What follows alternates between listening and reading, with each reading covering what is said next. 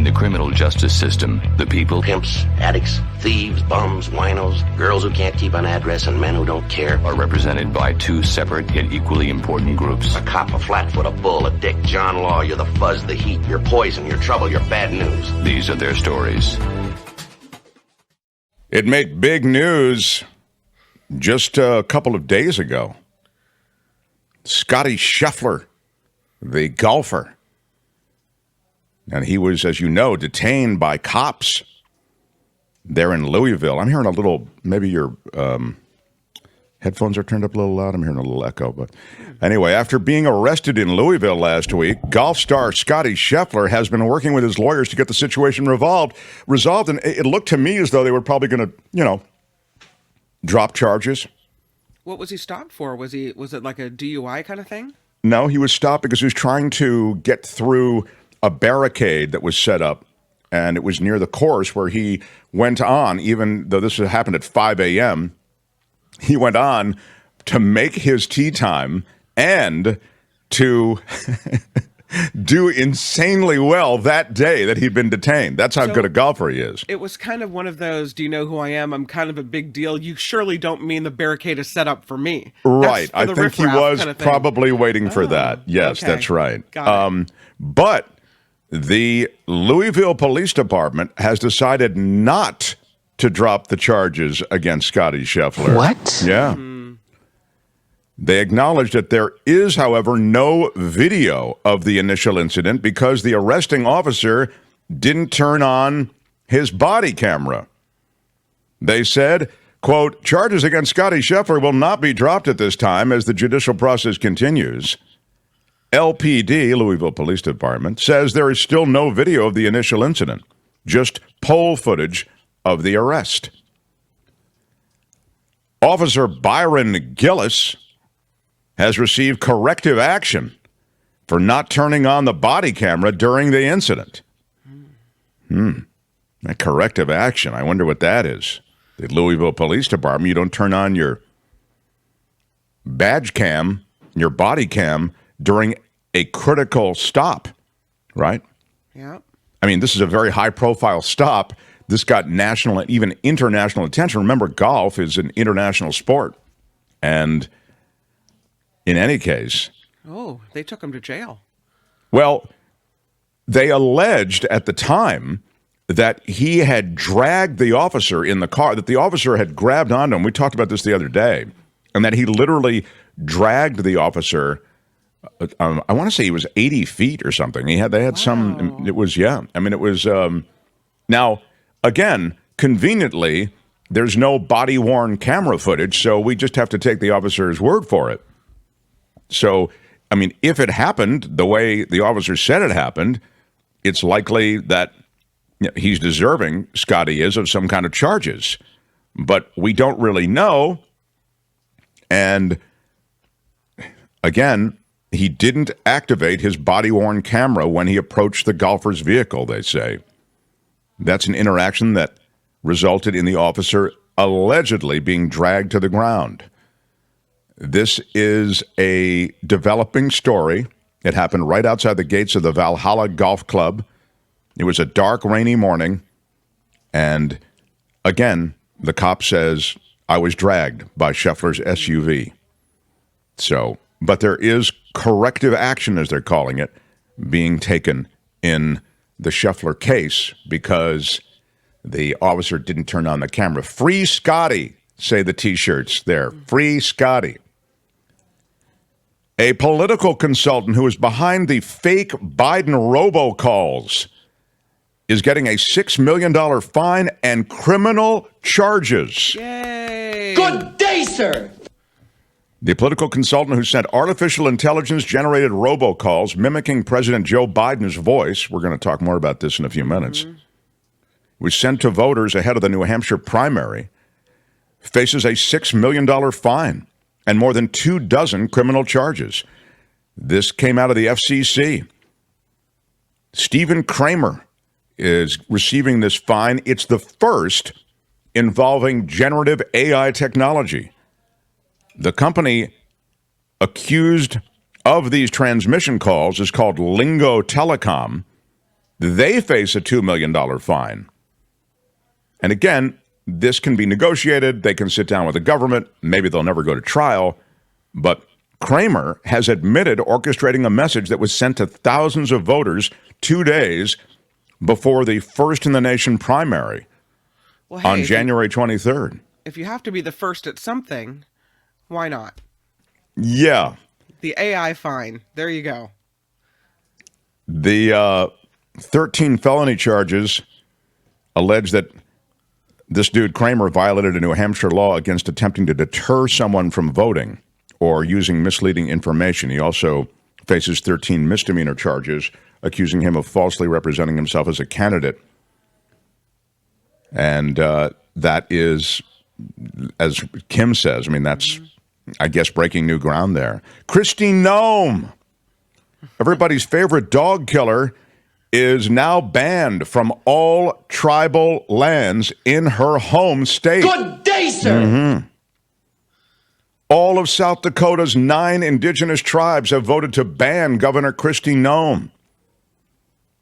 Don't Native Americans have as part of their religion, they respect the circle of life and creatures and, you know, all these things are very important to them? I don't know if it's part of their religion. It's certainly part of their culture. Yeah. The Flandreau Santee Sioux Tribe Executive Council ruled in favor of barring the Republican governor from its reservation. The Flandreau Santee Sioux Tribe sent a readout of its interactions with Noem ahead of the vote. And the president of the nation, Tony Reeder, called an emergency meeting last weekend in response to Noem's comments. The meeting was contentious at times, they say, as some members vocalized their opposition. Then a meeting was set up with the governor's office. That took place on Monday. It was respectful and productive. But the governor was informed that there is a ban from our territories, this is a quote, and the request that, quote, the governor refrain from making future blanket statements that offend the tribes within the boundaries of the state of South Dakota. It was recommended that the governor clarify her statements and issue an apology to all tribal nations for misunderstanding. This had to do with remarks that Kristi Noem made, and these comments, I guess, riled up enough tribal leadership in the state of South Dakota that the governor of the state is being asked not to, and this is a quote, set foot on native land. I wonder if there's like a picture of her if there's a guard hut at the entrance to the lands. You know, there's a picture of her, do not allow in. I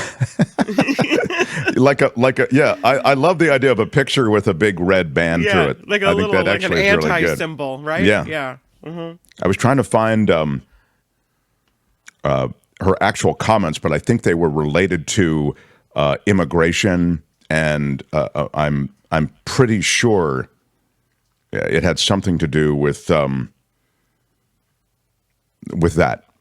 Maybe somebody can get me some additional information on it, but I'm fairly certain that it was. Brian says, "Where are the T-shirts that say Free Kristi?" Yeah, they're in short supply. They're all being used for Free Scottie. You know, those are all being right. The T-shirt factory couldn't make any more. I almost did this tomorrow. No gnomes allowed. There you go. This story is from Florida, everyone. And believe me, I'm so tempted to bump it to tomorrow, but I've already started it, so I'm going to share it with you now. If you are just joining us, and I think this is our second day simulcasting on Facebook. Yeah. What a weird 15 minutes of show you have been treated to, everyone. Started with me probably complaining about something, a whole drill down on the word prevaricate. Yeah. Then we got into the fact that nobody's level is where it should be, and I blame Tony for that.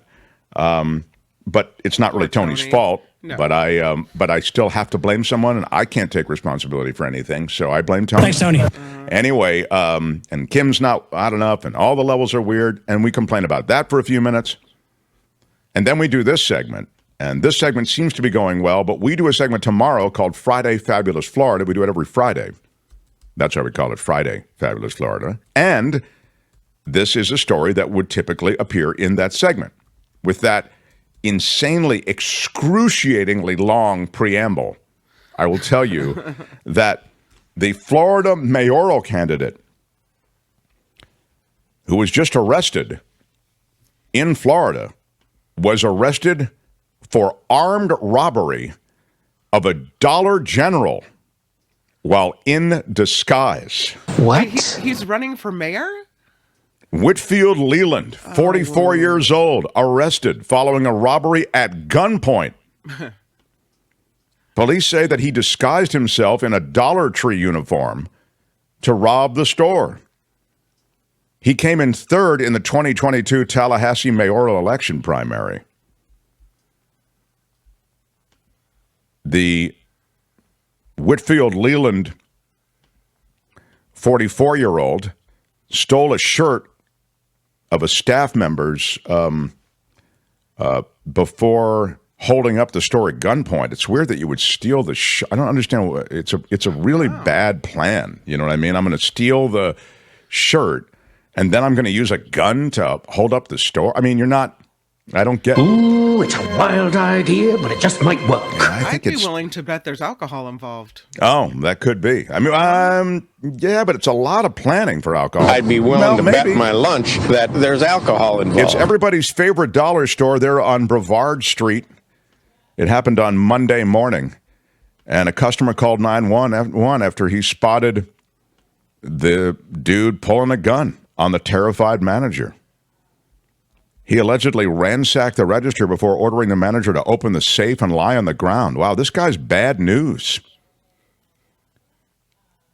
The shaken manager described being in fear for his life at the time of the incident. Wow. Then the dude booked from the Dollar Tree store, ditched the Dollar Tree uniform, and police initially believed the culprit was one of the store's employees, began a pursuit on foot. I mean, it kind of worked, threw him off the trail. He took the shirt, right, yeah. Right. But they did catch him. He's being held in the Leon County Detention Facility. What do you think his bond is? He held up a Dollar General store with a gun. What do you think they're holding him for? I mean, that should be a pretty heavy bond, shouldn't it? Yeah. North of $10,000, right? Well, yeah. Easily. It's only $6,000. I don't mean to say only $6,000. Like if you tell me you need to, come up with $6,000, I got to scramble. But I'm still saying it's not. That's not enough. The guy held up a store with a gun, and he's only being held for $6,000. I'm just saying that Florida is its own world. And I bet you he's still running for mayor. He's probably saying, well, if Trump can be on trial, certainly so can I. Yeah. That's Friday Fabulous Florida, wrapped up in Law and Disorder for today. Tune in again next time for more Law and Disorder on The Mark Thompson Show. All right, that's it. Let's roll. Hey, let's be careful out there.